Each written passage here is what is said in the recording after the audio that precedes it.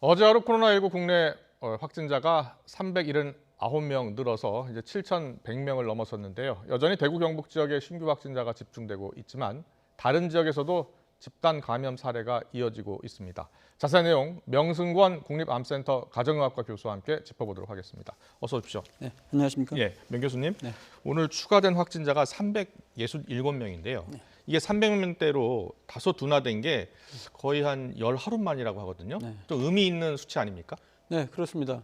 지금 그 2월 29일 날 공식 자료는 이제 900명 넘게, 그리고 일부 그 기준에 따르면 800명 약간 넘었었는데요. 네. 그 뒤로 이제 500명대로 떨어졌다가 다시 600명대로 올라갔다가, 그리고 500, 그리고 400 그러면서 다시 오르락 내리락하면서 지금 오늘에서야 비로소 이제 300명대로 떨어졌습니다.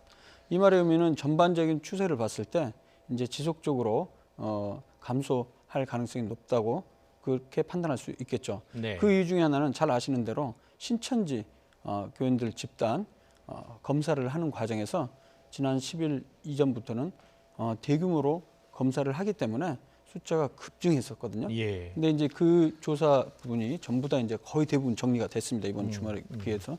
그래서 지금 현재 보면 앞으로도 좀 줄어들 가능성이 높은 게 예. 지금까지 약 17만 건 정도를 검사를 했습니다.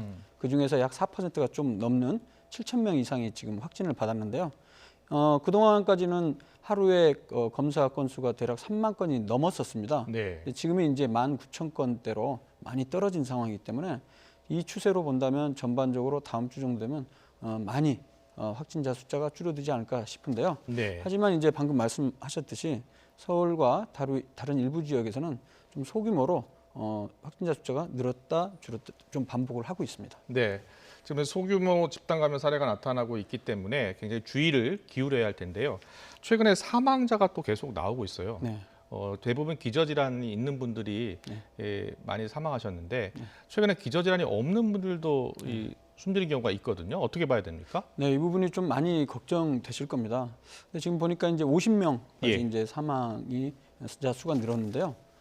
가장 사실 우려하는 거는 결국에 기저질환이 있는 분들은 굉장히 그 치사율이 높은 상태로 지금 보고가 되고 있습니다. 예. 연령대별로 봐도 뭐 40, 50대 정도까지는 그 치명률이 그렇게 높지 않다가 이제 60대 이후부터 그 치명률이 올라가기 시작합니다. 그래서 여기에는 이제 기저질환도 중요한 요인이기도 하고요. 또 하나는 나이가 굉장히 중요한 것 같습니다. 예. 최근에 기저질환 없이 사망하신 분들 보면 대부분 70대 그리고 80대 이렇게 고령의 분들이기 때문에 기저질환이 없다 할지라도 나이가 좀 있으신 분들은 보다 더 이런 부분에 대해서 신경을 좀 많이 써야 될 것 같다는 생각이 듭니다. 네. 중증 환자가 계속 늘고 있어서 지금 오늘 방역당국의 발표를 보니까 중증 환자가 60명, 그 가운데 36명은 또 위중한 상태라고 합니다. 네. 어떤 관리가 필요하겠습니까? 일단은 위중한 상태는 뭐 잘 아시는 대로 네. 그 상급 종합병원에서 음압격리 병실에서 집중적으로 지금 관리를 하고 있습니다. 예. 대개의 경우는 이제 폐렴에 의해서 사망하는 것은 이제 호흡곤란으로 해서 심정지로 오는 경우인데요. 뭐 또 하나는 이제 폐혈증 같은 게 발생을 할 수 있는데 네. 이런 부분에 대해서는 뭐 다른 나라와도 또 비교했을 때도 우리나라에서는 이제 최고의 의료 수준과 시설을 자랑하고 시설과 그다음에 이제 수준들이 높기 때문에 그런 부분들은 우리나라가 좀 잘 지금 하고 있는 상황입니다. 사실 네. 사망 수가 는다 하더라도 너무 그렇게 과도한 불안을 가지실 필요는 없다고 생각합니다. 네. 그리고요, 이 늘어나는 확진 환자 가운데 이 소아 청소년도 꽤 많더라고요. 약 500명 가까이 된다고 하거든요. 이 소아 청소년도 아주 케어를 잘해야 되지 않겠습니까? 네, 그래도 지금 현재 임상 양상을 봤을 때는 예. 고령의 환자들보다는 증상이 좀 경미한 것으로 나왔고요. 그래서 지금 위중한 상태로 가는 상황은 굉장히 드문 거로 돼 있습니다. 예.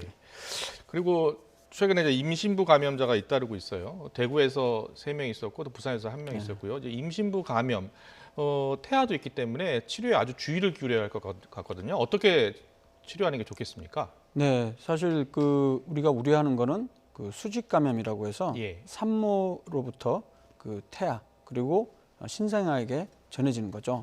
비형 간염 바이러스 같은 경우에도 그럴 수가 있거든요. 네. 근데 지금 그 최근에 나온 중국에서 그 9명 정도의 임산부에 대한 보고 결과가 나온 게 있습니다. 예. 그 연구 결과에 따르면 다행히도 출산을 했을 때 신생아들에 있어서는 그 음성으로 나온 것으로 그런 보고가 있습니다. 그래서 네. 현재로서는 아직까지는 그 환자 수, 연구 대상자 숫자가 많지 않기 때문에 예. 결론을 내릴 수 없습니다만 현재까지 보고된 소수의 임산부 케이스에 있어서는 다행히도 현재 그 수직 감염의 증거는 아직은 없습니다. 하지만 이 부분은 나중에 또 연구 결과를 좀 지켜봐야 될 것 같습니다. 임신부에게는 보통 이제 약을 쓰는 데서 굉장히 주의를 기울여야 되잖아요. 네. 보통 이제 이럴 때는 어떻게 치료를 하는 게 좋습니까? 예를 들어 임신부 감염이 됐는데 태아에 영향을 미치지 않게 치료를 하는 게 중요하지 않습니까? 그렇죠. 우리가 제일 우려하는 거는 사실 임신하고도 초기 3개월이 중요합니다. 네. 임신 초기에 있어서는 그 시기에 우리 태아의 장기가 형성되는 시기이기 때문에 어떤 약물이든지 이 약이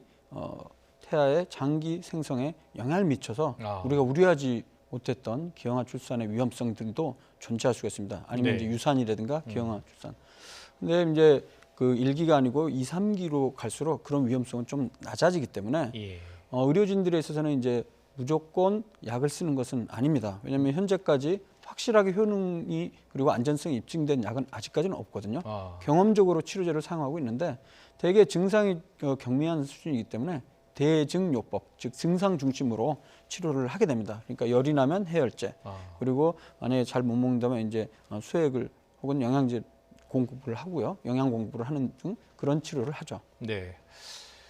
그리고 이제 앞서 되게 주의해야 될 점이 이 고령에 또 네. 기저질환이 있는 분들이 네. 감염됐을 경우에 상당히 치료하기도 어렵고 네. 또 이게 아주 갑작스럽게 상태가 안 좋아질 네, 수 있지 그렇습니다. 않습니까? 그런데 이제 걱정스러운 것은 최근에 요양병원, 특히 병원 같은 데서 이 감염 사례가 나타나고 있거든요.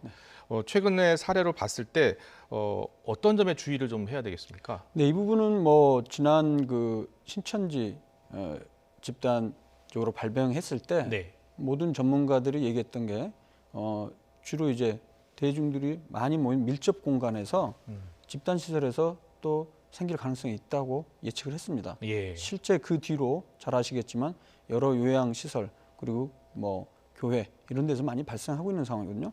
이 부분은 뭐 향후에도 또 언제든지 그런 게 발생 가능성이 있습니다. 그렇기 때문에 제가 봤을 때는 이제 그런 집단 요양 시설에서는 입원을 할 때 예.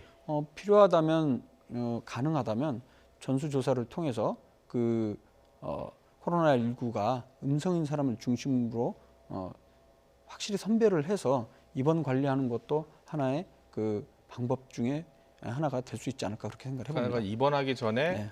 한번 검사를 받아보고 네. 그리고 음성으로 나왔을 때만 이렇게 네. 입원할 수 있도록 네, 그렇죠. 그런 조치가 필요하다라고 하셨는데 최근에 그 분당 재생병원 사례를 보면 참 그러기도 힘들었던 게 이 분당 재생병원이 사실은 국민 안심병원이었거든요. 네. 그렇기 때문에 그걸 분간을 나누어서 한다고 하더라도 들어와서 치료를 받고 나서 확진 환자가 나중에 이제 확진 환자가 나타났거든요. 그 부분이 이제 정확한 역학 조사가 돼야 예. 하지만요. 분당재생병원의 경우에는 응급실을 통해서 입원을 한 환자인데요. 초기에는 응급실 입원할 때는 열이 심하거나 호흡기 증상이 없는 상태였거든요. 입원하자마자 한 하루 이틀 지나서 열이 나고 호흡기 증상이 생기거든요. 예. 그 의미는 아마 그 이전에 이미 감염이 되고 노출이 된 상태에서 잠복기 상태에서 입원한 것을 의미합니다. 그래서 제가 앞서 말씀드렸듯이 예. 요양시설이나 아니면 병원에서는 증상이 없다 할지라도 검사를 통해서 음성인 것을 확인한다면 이런 지금 분당재생병원의 상황들을 좀 더 예방하거나 확률을 낮출 수 있지 않을까 그런 생각을 좀 해봅니다. 분당 재생병원에 입원한 그 환자가 70대 환자인데 확진 판정을 받은 두 환자 모두 암 치료를 받고 있는 분들이었어요. 네. 그러니까 처음에 들어왔을 때는 암 치료를 받는 상황이었고 그래서 어떤 부작용이 나타난 것 아니냐라고 생각할 수 있잖아요. 네. 그러니까 근데 지금 암 치료 받는 분들이 전국에 굉장히 많잖아요. 그런 분들 모두 다 조사하기 또 쉽지 않거든요. 제 말은 그러니까 예. 입원하는 시점에 있어서 네. 무증상이라 할지라도 검사를 했었다면 이른바 우리가 선별을 했을 가능성이 높다는 거죠, 제 얘기는. 예, 그러니까는 이제 응급실에 왔을 때, 그렇죠. 응급실에 왔을 때 네. 일단 검사를 하고 입원시키는 게 좋겠다. 네, 지금 그 분당재생병원에서 환자 그 발생한 70대 그 분들 같은 경우에는 지금 추정컨대 병원 안에서 감염된 것으로 보지는 않거든요. 예. 그분들이 바깥에서 어떤 여러 가지 경로를 통해서 감염이 된 이후에 입원해서 발병한 것으로 지금 현재는 추정을 하고 있습니다. 네, 지금 사실 거의 국민 안심병원이어가지고 사실은 이 코로나19 사태 때문에 병원에서 치료받고 싶어하는 분들이 겁나서 병원 못 가는 경우가 많아서 이제 정부에서 이제 안심병원을 만들고 또 이쪽을 가서 이제 치료를 받아라고 한 거 아닙니까? 네. 근데 이렇게 안심병원에서 환자가 나오니까 국민이 참 걱정스러워요. 네, 그래서 지금 현재 안심병원을 운영하는 데 있어서는 증상이 있는지 없는지 선별진료소에서 모두 다 선별진료를 합니다. 예. 그런 이후에 만약에 호흡기 증상이 있는 사람은 호흡기 쪽 의뢰를 따로 구분을 하고요. 아, 호흡기 증상이 없는 사람은 또 따로 구분을 해서 안심병원이라는 이름을 지은 거거든요. 근데 네. 좀 더 이 부분을 강화를 한다면 애초에 선별진료소에서 증상이 없다 할지라도 무조건적으로 의무적으로 PCR 검사를 해서 예. 음성 위험을 판단하는 것이 또 필요할 수도 있다는 것이 시사죠. 그러나 이 부분은 현실적으로 전국에 수천 개의 병원이 있는 상황이고 자체적으로 이 PCR 검사를 하는 데가 뭐 모두가 자체적인 검사 능력을 갖고 있지는 않거든요. 예. 그래서 현실적으로는 상당히 어려운 부분입니다만 이 부분에 대한 대책도 한번 고려를 하고 논의가 필요하지 않을까 그런 생각은 제 개인적으로 듭니다. 네, 좋은 생각이신 것 같습니다. 그 병원 또 요양원 이런 시설 특히 이제 조심해야 될 것 같고 이제 입소할 때부터 그리고 입원하기 전부터 이제 검사를 하고 그리고 치료를 받는 게 좋겠다라는 의견이 그리고 있었습니다. 뭐 또 하나는 뭐 이게 사실은 우리 지역별로 전국 지역별로 발병률이 좀 많이 차이가 있습니다. 그래서 그거는 좀 더 등급 이른바 단계를 좀 나눠갖고 많이 발생하는 지역에 있어서는 제가 말씀드린 대로 좀 더 적극적인 방법을 통해서 선별을 하는 방법을 고려를 좀 해봐야 되지 않을까 생각합니다. 알겠습니다. 그리고 마스크 이야기 좀 해보겠습니다. 자, 마스크 내일부터죠. 내일부터 이제 오브제가 시행이 되는데 오늘 정세균 국무총리가 대국민 담화를 발표했습니다. 발표 내용 들어보시고 이야기 더 나누겠습니다. 마스크 오브제가 안착되기 위해서는 국민 여러분의 적극적인 협조가 절실합니다. 다소 불편하시더라도 꼭 필요한 사람이 우선적으로 구매할 수 있도록 양보와 배려, 협력을 기반으로 한 성숙한 시민의식을 발휘해 주시기를 당부드립니다. 콩 한 쪽도 나눈다는 심정으로 지금의 위기를 슬기롭게 극복해 나갑시다. 정부도 모든 행정력을 동원하여 차질 없이 시행될 수 있도록 노력하겠습니다. 네, 일단 마스크 공급이 제한되기 때문에 우리가 이걸 참 지혜롭게 사용을 해야 될 것 같아요. 그래서 정부 당국에서는 일단 KF94 일단 밀도가 높은 그 KF94 마스크는 좀 의료진이나 좀 중증의 치료를 받고 계신 분이 쓰는 게 좋겠고 우리 건강한 분들은 KF80이나 면 마스크도 괜찮지 않냐 이렇게 제안을 하고 있거든요. 어떻게 보세요? 일단 사실 이 마스크 생산량 자체가 아무리 생산을 늘린다 하더라도 좀 제한적일 수밖에 없습니다. 우리나라 같은 경우는 지금 현재 1,000만 장 조금 넘는 1,100만 장에서 1,300만 장 정도 생산할 수 있는 것으로 알려져 있거든요. 우리나라 인구가 5천만이기 때문에 사실 일주일에 2장 이상 우리가 사기가 쉽지는 않습니다. 생산실을 늘린다 하더라도요. 그래서 저는 개인적으로 지금 이런 정부의 대책도 굉장히 필요하다고 생각을 합니다만 더 좀 강력하게 마스크 사용이 과연 모든 사람에게 필요한지에 대해서 좀 명확하게 좀 다시 제시를 해주는 것이 중요하다고 생각합니다.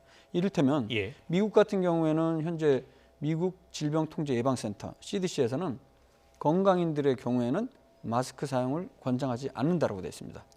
코로나19 예방을 위해서 건강인에 있어서는 마스크 사용을 일반적으로 권하지 않는다. 다만 의료기관을 방문하는 경우 의료인들, 환자를 보는 의료인들, 또 환자를 보호하는 간병인들을 중심으로 해서 우선순위를 매게 된다 이렇게 돼 있거든요. 물론 우리나라 그 질병관리본부에서도 마스크 수칙과 관련한 거 보시면 건강인들은 쓸 필요 없다 이런 말이 명확하게 제시되지는 않았습니다만 기본적으로 의료기관 방문 시 노인, 임산부, 만성 질환이 있는 분들 그리고 호흡기 증상이 있는 사람들에서는 쓸 것을 권장하고 있습니다. 그 위의 경우는 우리가 야외에 많은 사람들이 밀집하지 않은 공간이라든가 혼자 있는 그런 상황에서는 굳이 쓸 이유가 없거든요. 실제 이런 내용들은 단순히 그 선언적인 그런 권고안을 만든 게 아니고요. 실제 이전에 나왔던 연구 결과를 종합한 결과에 근거한 겁니다. 네. 제가 최근에 수십 년 동안 나왔던 연구 결과를 한번 정리를 해보니까요. 예. 기본적으로 의료진들에게 있어서는 바이러스 노출의 위험성이 높은 상황이잖아요. 의료진에 있어서는 그냥 일반 안면 얼굴 마스크라든가 아니면 좀 더 강력한 N95 마스크 등을 사용을 했을 때는 이 독감이라든가 호흡기 감염의 위험성을 상당히 많이 낮추는 것으로 나옵니다. 예. 40%에서 60%까지 낮출 수 있거든요. 근데 물론 이 연구 결과도 아주 많은 것은 아닙니다. 한 10편 이내 정도의 연구인데 이에 반해서 일반적으로 지역사회 가정 내에서 병원이 아닌 가정 내에서 환자가 있었을 때 독감을 예방하기 위해서 쓰는 부분들은 8편의 임상시험을 종합해 보니까 6편에서는 효과가 없는 것으로 나타나요.